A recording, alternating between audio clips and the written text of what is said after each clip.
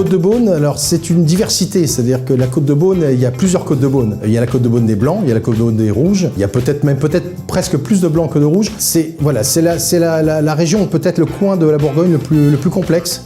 En termes de terroir, en termes de style de vin. On a les Volnais qui sont très raffinés, élégants, on a les Pomards qui sont un petit peu plus rustiques. On a vraiment une diversité très grande. En Côte de Beaune, on peut finalement forcément trouver un Bourgogne qui vous plaît parce qu'il y a tous les styles, en blanc comme en rouge, dans la Côte de Beaune. Volnay, pour moi, ça a toujours été, j'ai toujours appelé un peu le Chambol-Musigny de la Côte de Beaune, avec ce côté élégant, racé, des vins toujours très fins, des grains de tanin raffinés. On n'a jamais de lourdeur dans les Volnay. On peut avoir de la concentration, on peut avoir de la richesse, on peut avoir de la gourmandise, du croquant, mais jamais de lourdeur.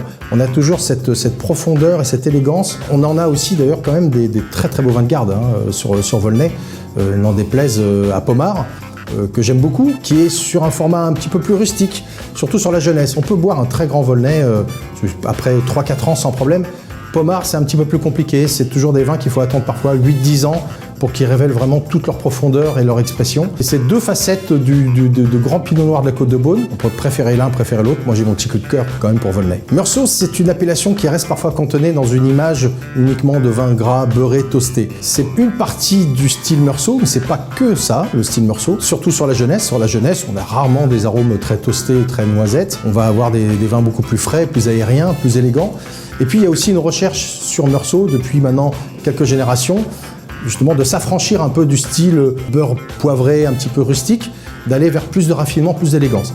Donc il y a aussi toute une nouvelle génération à Meursault qui a joué beaucoup sur cette envie de s'émanciper et de faire des vins plus raffinés que les Meursault d'il y a 25 ou 30 ans. Puligny-Montrachet, c'est une de mes appellations préférées en blanc sur la Côte de Beaune. Très belle diversité de terroirs. Bien sûr, Puligny-Montrachet, c'est aussi des grands crus. C'est Montrachet, c'est Bâtard-Montrachet, Chevalier-Montrachet. C'est des vins qui sont connus à travers la planète pour être parmi les plus grands vins blancs du monde. Donc forcément, le village de Puligny a une aura, dégage une lumière assez unique. C'est une appellation aussi qui, grâce peut-être à ses grands crus, a tiré vers le haut en permanence sur la qualité de ses vins, le style et la diversité. Saint-Aubin, ça a été un peu, pendant très longtemps, le vilain petit canard. Alors Saint-Aubin, c'est juste en face de Puligny-Chassagne, donc avec beaucoup de lumière, mais sauf que Saint-Aubin, il n'y a pas de terroir grand cru. Donc forcément, ça a été une appellation qui était un peu en demi-teinte en termes d'image, et puis aussi peut-être avec des vignerons plus discrets, moins connus, moins à la recherche aussi de notoriété. Mais pourtant, il y a des très très grands vins à Saint-Aubin, en particulier en premier cru. On pense entre autres à des terroirs comme Meurget-d'Antien, qui est un des plus beaux terroirs.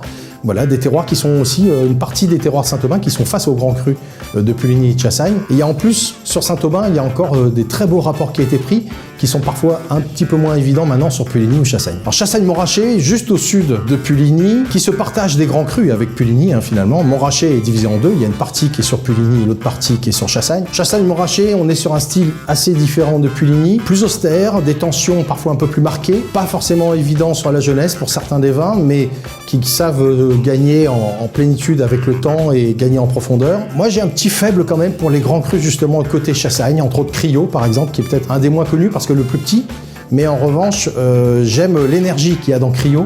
J'aime ce côté frais, élégant. Cette forme de rusticité, cette forme d'austérité ne me dérange pas, au contraire. Ça fait saliver, c'est un côté un peu salin, et puis ça rebondit en plus avec la cuisine. Je trouve qu'un Criot rebondit encore plus, par exemple, sur un Turbotin qu'un Bâtard-Montrachet ou un Bienvenu Bâtard. Alors Centenay fait partie de ces appellations en Côte de Beaune qui ont été longtemps oubliées, un peu reléguées un peu au vin de bistrot, avec tout ce qu'il y a de péjoratif derrière. Mais Centenay, il y a une vraie révolution sur Centenay, avec une poignée de vignerons qui a 20 ans, 25 ans, ont cru en cette appellation. Ils se sont dit qu'ils pouvaient faire aussi bien que d'autres grandes appellations de la Côte de Beaune. Alors c'est une appellation où on trouve quasiment autant de blancs que de rouges. J'ai peut-être un petit coup de cœur moi pour les blancs, en particulier les Gravières, où on a une expression terroir sur les Gravières qui est assez unique, voilà, avec beaucoup de profondeur. En plus, voilà, sur Centenay, il y a aussi des rapports qui ont été pris qu'on n'aura plus sur certaines appellations stars de la Côte de Beaune.